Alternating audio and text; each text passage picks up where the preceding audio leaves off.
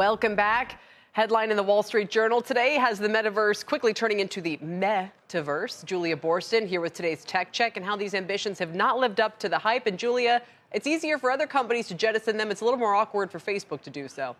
Well, look, Facebook is still focused on the metaverse over the long run, but it is interesting to hear from Facebook that they are investing in AI, which will help not just in their metaverse ambitions, but also in things like advertising. Obviously, the hype cycle has shifted from metaverse to an attention to AI. But one thing that I think is really interesting, Kelly, is to think about maybe we're just redefining the metaverse. Maybe the metaverse was originally supposed to all be about headsets, VR, and now it's more about having a virtual experience maybe on your phone. So it'll be interesting to see what happens when Apple introduces their headset, whether we'll see that really accelerate adoption of headsets or whether we'll see more a conversation about things like Fortnite and Roblox. Maybe those are the metaverse. Maybe you can interact with some of these sort of Horizon World tools that Meta has been investing in, and maybe that can be the metaverse without people actually having to buy the headsets.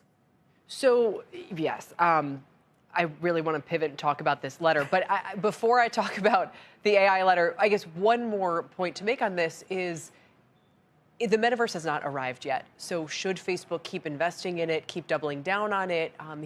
Mark Zuckerberg has absolutely leaned into this year of efficiency idea, but does it need to go deeper into the whole, into their whole ambitions in the metaverse? Well, look, Mark Zuckerberg's metaverse plan is a plan for 2030. So we were talking about nearly 10 years out from when he first announced it.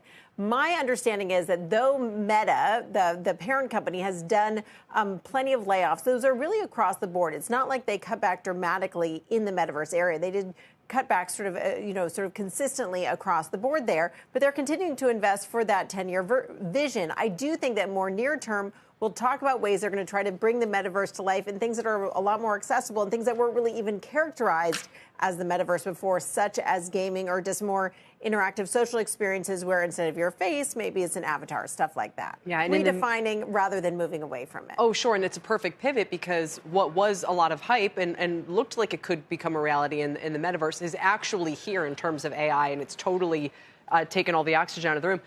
So we have this open letter from folks who say we need to stop all, what are the details exactly? Stop all AI what? I mean, can you freeze things like Bard and Ernie and Bing and, all the rest of the cast of characters? So Elon Musk and some others, including Tristan Harris, who has been an advocate for privacy. Now he's focused on some concerns around AI. What they've said is they want to pause all development and sort of like put a pause on things, saying that not that you can't keep on releasing things that are already in motion or keep interacting with some of these tools like ChatGPT, but they want to make sure there isn't another generation of ChatGPT. We have ChatGPT 4. They don't want to have GPT 5. But what's interesting here is maybe this letter isn't necessary. OpenAI, Sam Altman, who has been the real pioneer of this and really the leader of OpenAI, he said that they spent 6 months testing GPT-4 before they released it. So trying to reassure them that there are sort of constraints in place. They are being cautious. But, Elon Musk for years has been talking about how he's afraid that the robots are going to take over the world and we need to be more cautious.